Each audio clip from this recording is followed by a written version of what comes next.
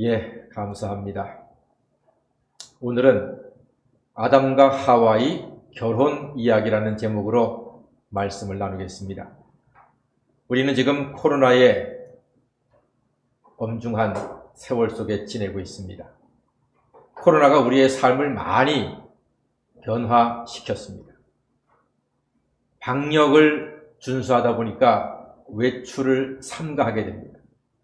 퇴근을 하면은 친구들을 못 만나기 때문에 집으로 일찍 들어가게 됩니다. 밖에 못 나가니까 가족과 부부가 대궐보다는 조금 작은 집에서 복닥복닥거리면서 살게 됩니다. 함께 많은 시간을 보내다 보니까 여러분, 좋은 것도 하루 이틀, 한 달, 두 달이지 2년 가까이 그렇게 밀접하게 지내다 보니까요, 안 보이던 것이 보이기 시작합니다. 그런데 이상하게 마음에 안 드는 것만 하나둘씩 보이기 시작하는 겁니다. 저 사람이 저런 사람인 줄 몰랐던 거예요. 아, 이 여자가 이런 여자인 줄 미처 몰랐어요.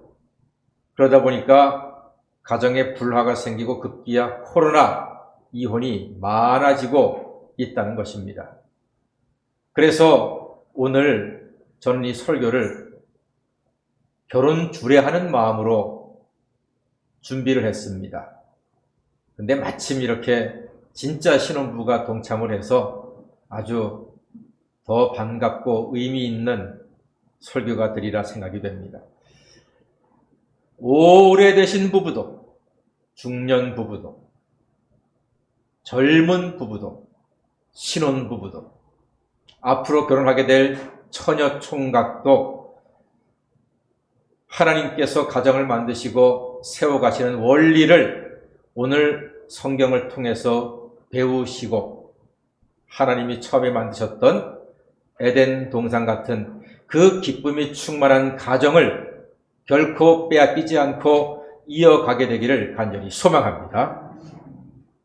오늘 아담과 하와의 결혼 이야기를 통해서 우리 각자의 가정을 돌아보고 남편으로서의 나, 아내로서의 나를 한 번쯤 다시 돌아보고 말씀에 비추어서 기쁨의 가정으로 세워나가는 좋은 기회가 되기를 소망합니다. 하나님께서는 아담을 잠들게 하시고 갈비뼈로 하와를 만드셨습니다. 그런데 하나님께서는 이 하와를 돕는 배필로 만드셨습니다. 무엇으로 만드셨다고요? 다 같이 돕는 배필. 예, 돕는 배필로 만드셨습니다. 이 돕는 배필이라고 하는 이 뜻을 이해하는 것이 오늘 설교의 핵심입니다. 이 뜻만 잘 이해하시면은 여러분 가정이 앞으로 결코 산에 만에 이러한 가정은 없을 거라고 저는 단언할 수가 있습니다. 이것은 저의 말이 아니라 성경을 통해서 주시는 하나님의 말씀이기 때문입니다. 자, 돕는 배필에 돕는다는 말은요, 성경에서는 주로 하나님이 사람을 도울 때 쓰는 단어입니다. 하나님이 사람을 도울 때 쓰는 단어를 돕는 배필로서 하나님이 여자를 남자에게 주셨다고 말씀하고 있습니다. 이게 무슨 말일까요? 하나님이 도우셔야지만 사람이 온전하게 되듯이 여자가 남자를 잘 도울 때 남자가 온전한 사람이 될 수 있다는 뜻입니다. 여러분, 만약에 이혼을 하게 되면은 남자가 손해입니까? 여자가 손해입니까? 예. 돈 많은 사람이 손해입니까? 우리는 뭐 솔직히 그렇게 손해날 정도로 돈 많은 사람 없잖아요? 100% 남자가 손해입니다. 10배는 남자가 손해입니다. 위대한 모세, 이스라엘 백성을 광야로 구출하고 가나안 땅으로 인도해 나가는 그 위대한 모세가 하나님의 진노를 받아서 죽을 뻔했습니다. 그때 그의 아내 십보라가 여보시오 내 남편 모세여 정신 차리시오 하면서 부싯돌을 들어서 남편과 두 아들을 할례를 행했습니다. 그때 하나님께서 그 아내를 보시고 그의 피 흘림을 보고 남편과 아들을 살려주었습니다. 피남편이라 그랬습니다. 아내가 아니었으면 모세는 죽었습니다. 그게 돕는 배필의 아주 확실한 모습이라는 거예요. 남자는 여자가 없으면 온전할 수 없습니다. 남자는 여자를 보고 하나님이 나에게 보내신 인생의 호위자로 여기고서 그렇게 사랑하며 복되게 살아야 합니다. 그래서 돕는 배필은요, 호위자의 뜻을 가지고 있습니다. 호위한다는 뜻입니다. 그런데 힘센 남자가 여자를 호위하겠지 천만의 말씀입니다. 그런 뜻이 아닙니다. 오히려 힘없는 여자가 힘센 남편을 호위한다는 뜻입니다. 살아보면 알게 돼요. 처음에는 남자가 여자를 호위하는 줄 알았는데 저도 결혼이 벌써 한 30년 가까이 오니까 아하, 내 아내가 나를 호위해 주었구나. 이제서야 조금 깨닫게 되더란 말입니다. 그러니까 남자가 여자 없으면 온전할 수 없다는 사실을 인정하시고 깨닫고 우리 남자들은요, 여자를 보고 아내를 보고 하나님이 나에게 주신 최고의 호위자다. 이렇게 여기시고 늘 감사하는 마음으로 사시기를 바랍니다. 그런 의미에서 하나님이 에덴에서 주셨던 가정의 기쁨은요, 남자에게 달려 있습니다. 옛날에 어떤 탤런트가 남자는 여자 하기 나름이에요 그랬잖아요. 근데 사실은요, 가정과 여자는 남자 하기 나름입니다. 남자가 아내를 나의 호위자로 여기고 나를 돕는 배필로 여기는 마음이 정말로 필요합니다. 이것을 잊어버리기 때문에 가정이 불화가 생기고 갈등이 생기고 이혼도 하고 하는 것입니다. 남자와 여자는 하나님께서 그 만드신 재료가 달라요. 남자는 흙으로 만드셨는데 여자는 남자의 갈빗대로 만드셨다고 성경에 기록되어 있습니다. 그러니까 여자분들은요, 남편이 지저분해도 이해하셔야 됩니다. 흙으로 만들었으니까 지저분할 수밖에 없지요. 그리고 남자분들은 여자분들이 하나님이 갈빗대로 만드셨기 때문에 뻣뻣하고 딱딱해. 나긋나긋하지 않아. 세상에 나긋나긋한 여자가 있나요? 고집 세고 때로는 아프지요. 그러나 그 여성들의 강인함과 그 딱딱해 보이는 성품 때문에 가정이 지켜지고 남편이 지켜지고 자식이 지켜진다니까요. 오히려 감사해야 될 이유가 거기에 있습니다. 아담이 하와를 처음 보고 한눈에 반했습니다. 오늘 성경에도 보니까 내 뼈 중에 뼈요 살 중에 살이라 이렇게 고백을 했습니다. 이 말이 얼마나 놀라운 말인지 우리 성경 읽는 정춘희 권사님이 이 말씀을 읽다가 감동받아가지고 막 웃기도 하고 막 울기도 하고 막 그러지 않습니까? 너무나 귀한 말이거든요. 내 뼈 중에 뼈요 살 중에 살이라. 그러니까 남자분들은 아내 뱃살 때문에 잔소리하지 마시기 바랍니다. 우리 조상 아담이 하와를 보고 살 중에 살이라고 했으니까 그런 줄 알고 기쁨으로 여기셔야 합니다. 우리가 오해하는 게 하나가 있어요. 남자분들 특히 기억하십시오. 아내는 기쁨을 주는 사람이 아닙니다. 기쁨조가 아닙니다. 아내 자체가 기쁨입니다. 하나님께서 아내를 주셨잖아요. 그 자체가 기쁨인 거예요. 아내를 판단하지 마십시오. 반찬을 잘하니 못하니 그런 소리 하지 마시고 아내가 주시는 대로 맛있게 잡수시면 됩니다. 아내는 기쁨조가 아닙니다. 아내를 통해서 기쁨을 주는 게 아닙니다. 아내가 곧 기쁨입니다. 할렐루야.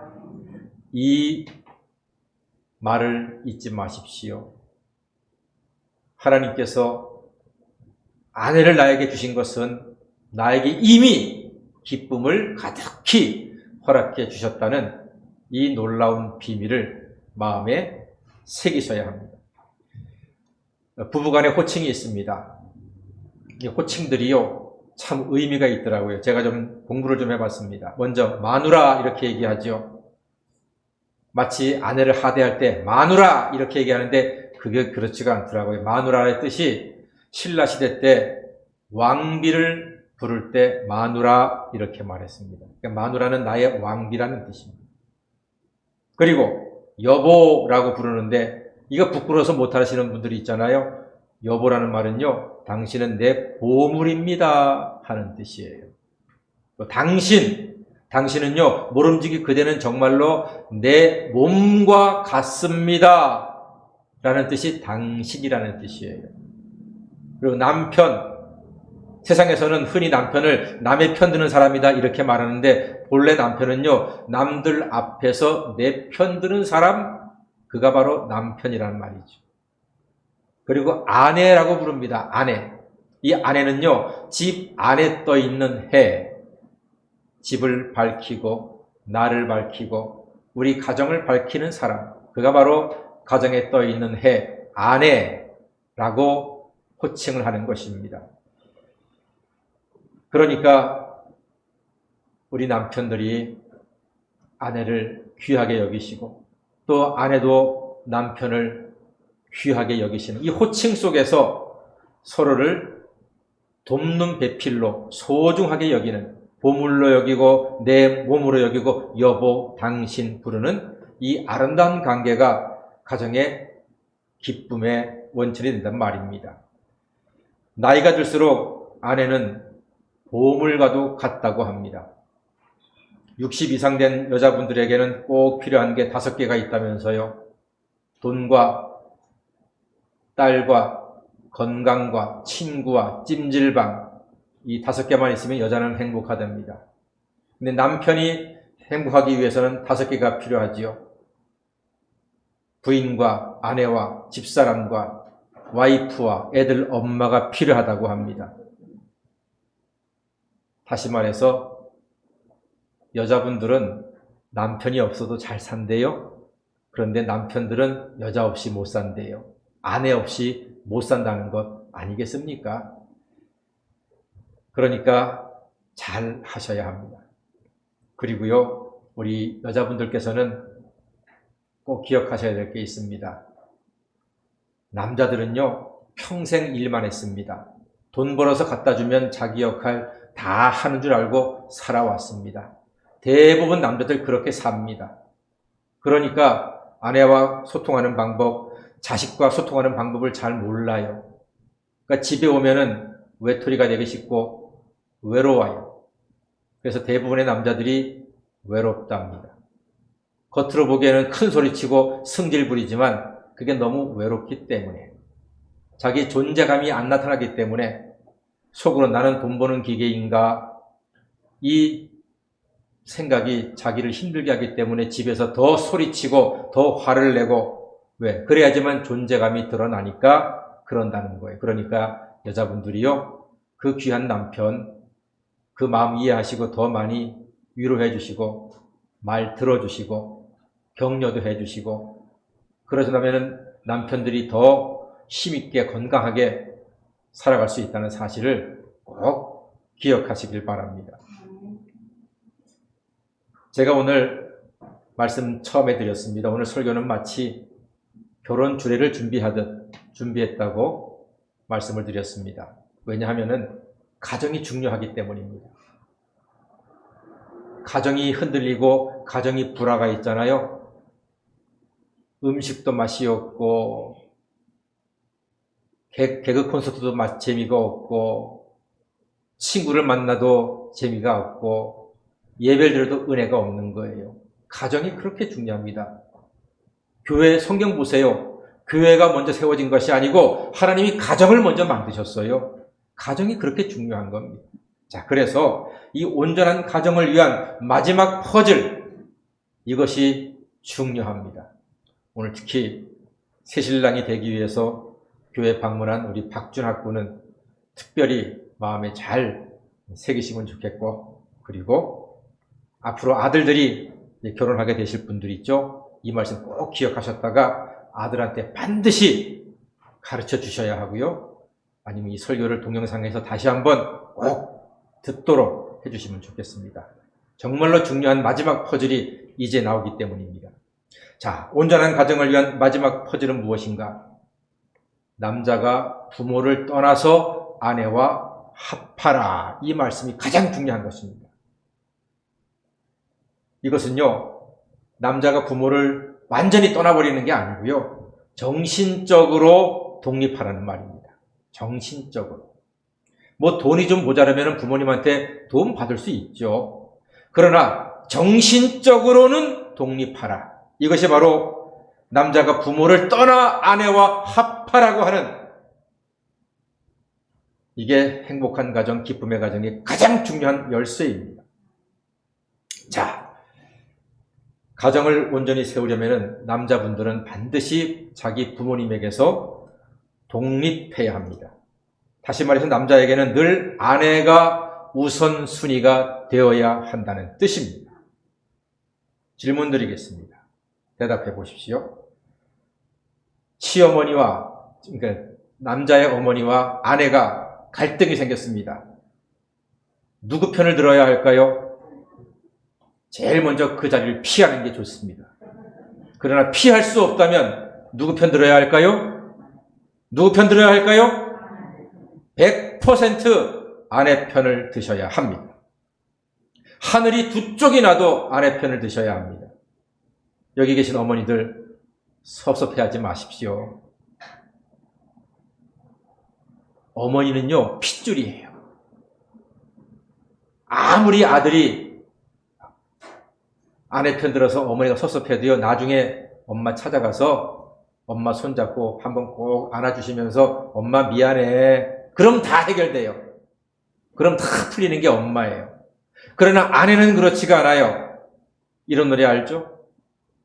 님이라는 글자에 점 하나만 찍으면 남입니다. 도장 하나 꽝 찍으면 남이에요. 아내가 엄마 편 들어가지고, 아니 남편이 엄마 편 들어서 아내 속 뒤집어 놓잖아요. 그러면 도장 쾅 찍어 점 하나 찍으면 남 되는 거예요. 꼭 기억하십시오. 남자들은 반드시 아내 편 드셔야 합니다. 그래야지만 가정이 지켜집니다. 제가 한 가지 예를 들겠습니다. 결혼하고 나서 얼마 안 돼서 이제 미아리가 저희 집이니까 갔다 오면은 뭐 세상 모든 며느리가 시댁에 대해서 한두 가지 불평은 다 가지고 있잖아요. 한두 가지 불평, 시댁에 대해서 없는 여자가 있습니까? 없는 며느리 있습니까? 없습니다. 다 있습니다. 그럼 남자들이 뭐라고 합니까? 오는 길에 뭐 당신 왜 그래? 늙은 엄마 아버지가 살면 얼마나 산다고 그렇게 젊은 사람이 그것도 이해 못해? 잃어버리면요, 아내 속 뒤집어집니다. 언젠가 제 아내가 한 가지 좀 불평을 하더라고요. 그래서 제가 엄마가 그랬어? 앞으로 전화하지 마. 다음 명절 보지도 마. 내가 책임질게. 제가 더 화를 냈어요.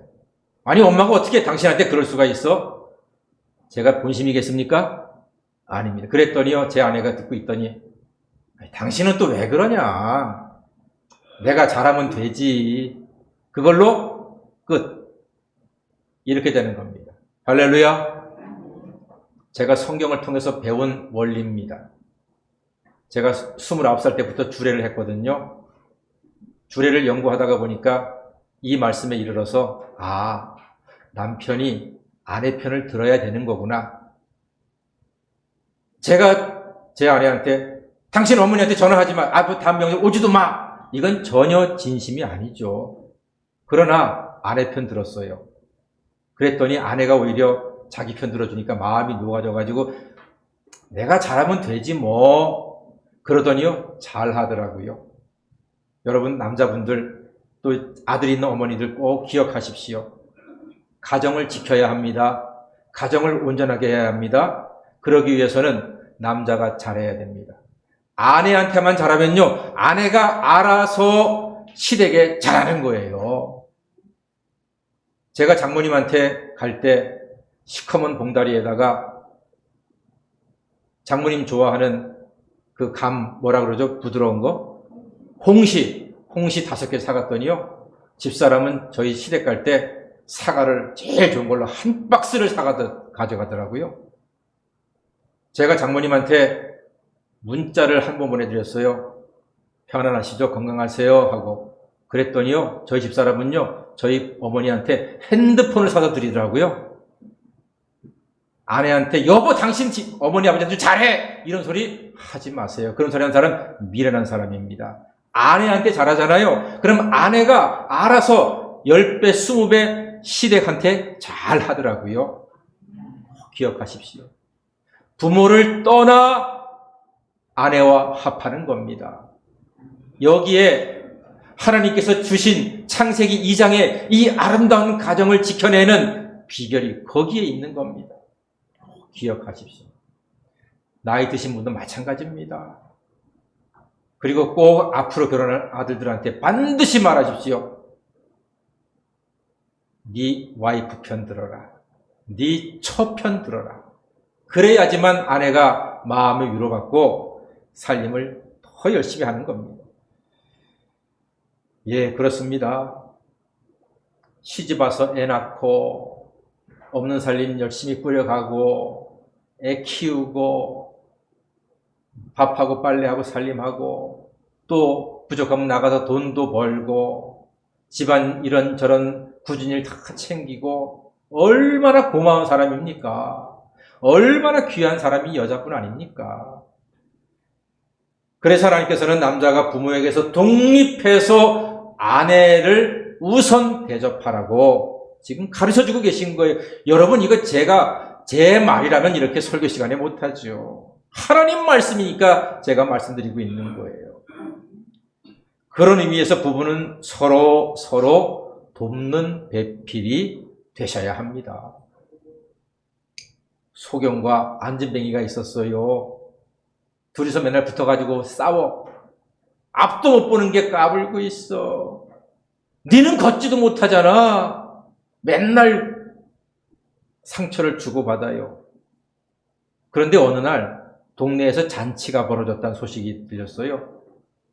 안진뱅이는 걸을 수가 없고 소경은 볼 수가 없어서 배 골게 생겼습니다. 그때 둘이서 마음을 합쳐가지고 소경이 안진뱅이를 업고 안진뱅이는 소경의 길을 인도해서 잔치집에 찾아가서 배불리 먹었다는 거 아닙니까?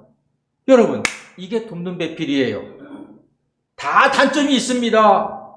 이렇게 마치 천사의 말을 하는 이 목사도요, 단점 많아요. 제 아내에게 물어보세요. 단점이 한두 가지가 아니에요. 노트에 다 써도 모자랄 거예요. 다 단점이 있거든요, 우리는. 그러나 그 단점만 보고 있잖아요. 쫄쫄 굶는 거예요. 그러나 단점은 놔두고 장점으로 합해지니까 소경이 안진뱅이를 얻고 가니까 배불리 먹더라 말입니다.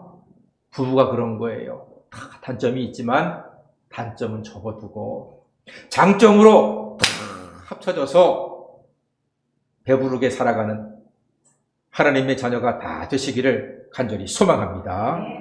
이 코로나 시대에 아담과 하와의 결혼 이야기에서 지혜를 얻으셔서 기쁨 충만하시고 행복 가득한 돕는 배필이 가정을 온전히 세우시는 우리 성복 모든 가족 되시기를 주님의 이름으로 간절히 축원합니다.